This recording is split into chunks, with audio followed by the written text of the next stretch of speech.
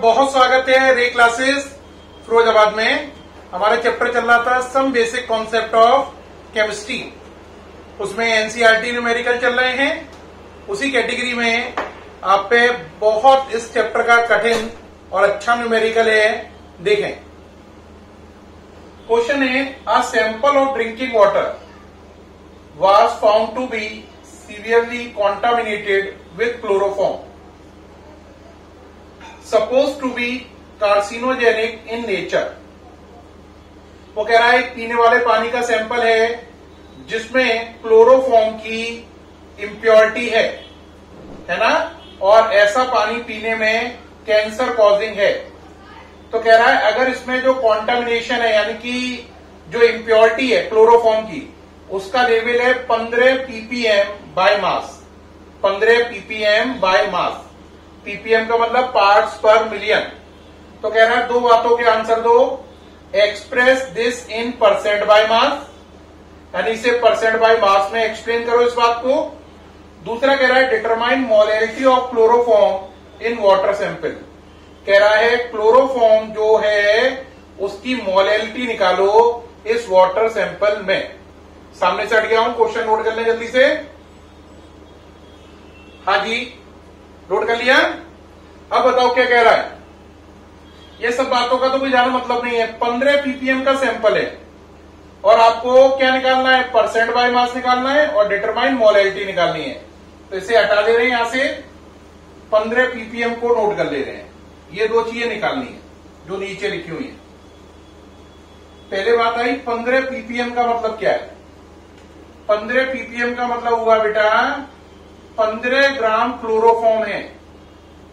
15 gram of chloroform is present in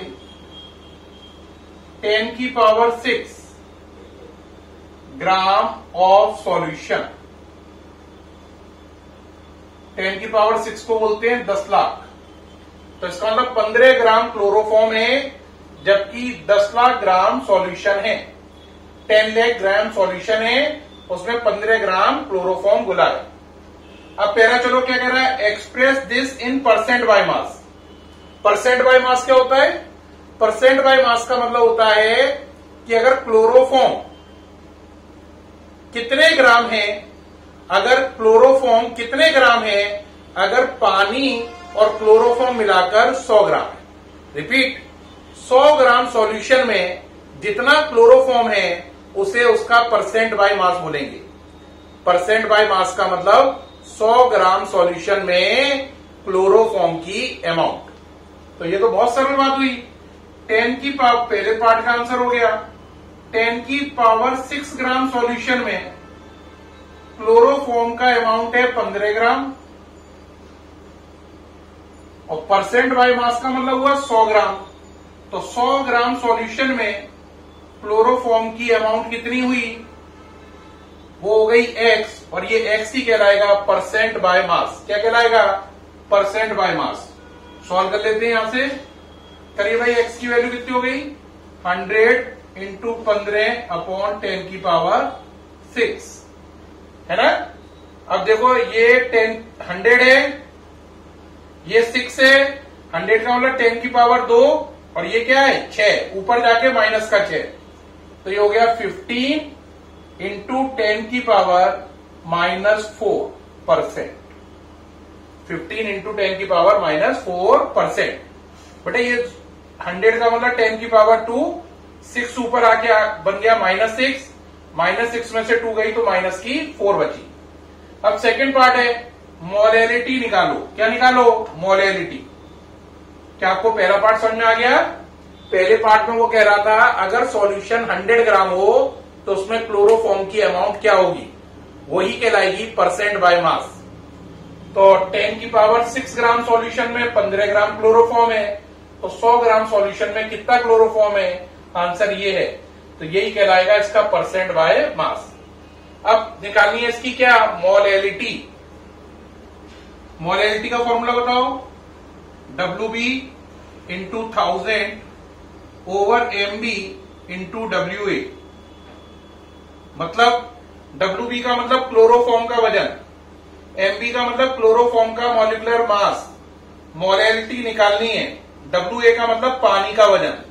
ये तीनों data ग्राम में लेने हैं, ग्राम ग्राम ग्राम।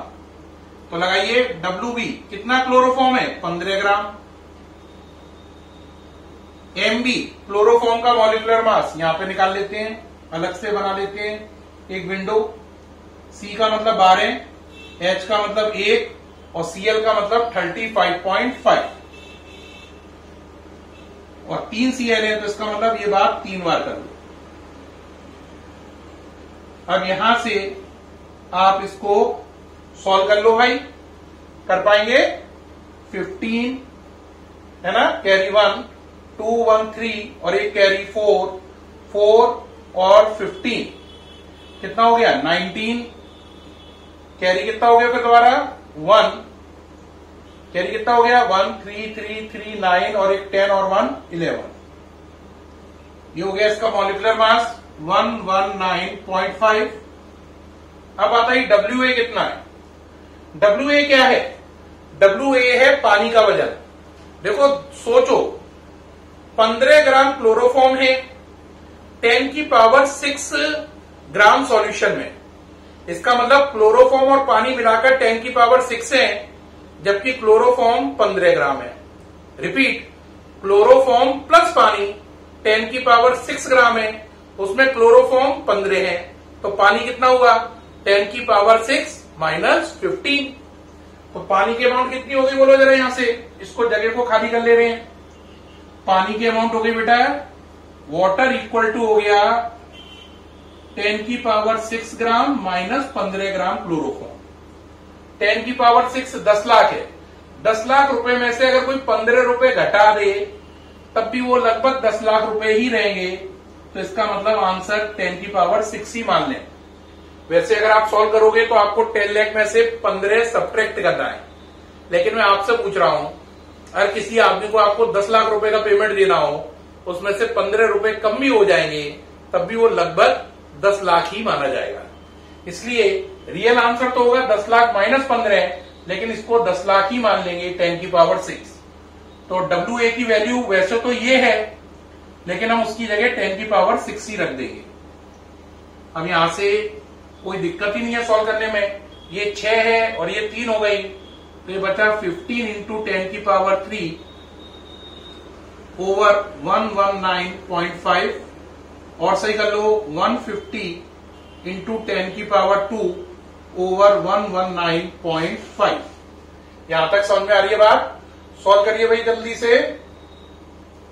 एक मिनट, 10 की पावर 6 था ना, तो ये कितनी थी 3, तो ये बची माइनस की 3 बची ना। 10 की पावर 6 ऊपर आया, ये प्लस का 3 है तो 10 की पावर माइनस 3। अब 15 इंटू 10 की पावर माइनस 3 था, इसे 150 करोगे तो ये माइनस की पावर 4 हो जाएगी, है ना। माइनस की 4 हो गई। अब इससे इसको सॉल्व करना है, 150 में डिवाइड देना है 119.5 का, तो ये हो गया 1.255 10 की पावर माइनस 4। तो इसकी मोलैलिटी निकल आई, कितनी निकल आई 1.255 10 की पावर माइनस 4। ये निकल आई इसकी मोलैलिटी। ओके रहा। तो ये इसका निकल आया परसेंट बाय मास, ये इसकी निकल आई मोलैलिटी, और यही दो काम आपको करने थे। सामने से हटा हुआ हूं, आप आराम से नोट कर सकते हैं। जल्दी से नोट करिए, नेक्स्ट न्यूमेरिकल के लिए माइग्रेट करें। नोट करिए जल्दी से। चलिए भाई नेक्स्ट न्यूमेरिकल पे चलते हैं। ये जो न्यूमेरिकल अभी क्लोरोफॉर्म वाला कराया मैंने, ये न्यूमेरिकल आईआईटी के हिसाब से वेरी इंपॉर्टेंट है। जो बच्चे आईआईटी एस्पिरेंट्स हैं उनके लिए ये न्यूमेरिकल बहुत काम का था। अब नेक्स्ट क्वेश्चन है एनसीईआरटी का, what is concentration of sugar bracket में C12H22O11 in mole per liter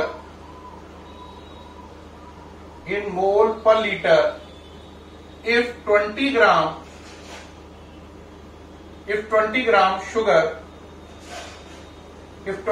sugar dissolve in water, 20 gram sugar dissolve in water 20 gram sugar dissolved in water to make a volume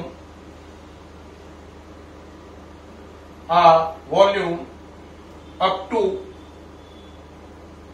to make a volume up to 2 liter. To make a volume up to 2 liter of solution. Question सामने से हट गया हूं, देखो क्या कह रहा है। कह रहा है चीनी की कंसंट्रेशन निकालो मोल पर लीटर में। इसका मतलब मोलैरिटी निकालनी है बड़ा एम। 20 ग्राम चीनी को घोला गया है 2 लीटर में, तो 20 ग्राम चीनी अगर 2 लीटर सॉल्यूशन में घुली हो तो उसकी मोलैरिटी क्या होगी, ये इस क्वेश्चन में जानना चाहता है। तो हमारे पास बहुत सिंपल आंसर है। मोलैरिटी का फॉर्मूला क्या है, WB into 1000 over MB into VS। यहां पे ये ग्राम, ये ml, ये ml में है, ये दोनों यूनिट ग्राम में है। ये बड़ा M है, मोलैरिटी निकालनी है। कितनी चीनी बोली है, आंसर 20 ग्राम, तो WB की जगह 20 इंटू 1000। वॉल्यूम ऑफ सॉल्यूशन कितना है, 2 लीटर। 2 लीटर के ml बनाओ 2000। अब रहा मॉलिक्यूलर मास, किसका, चीनी का। इसके अलावा और कोई डेटा तो चाहिए नहीं, तो बाकी सब मिटाल दो।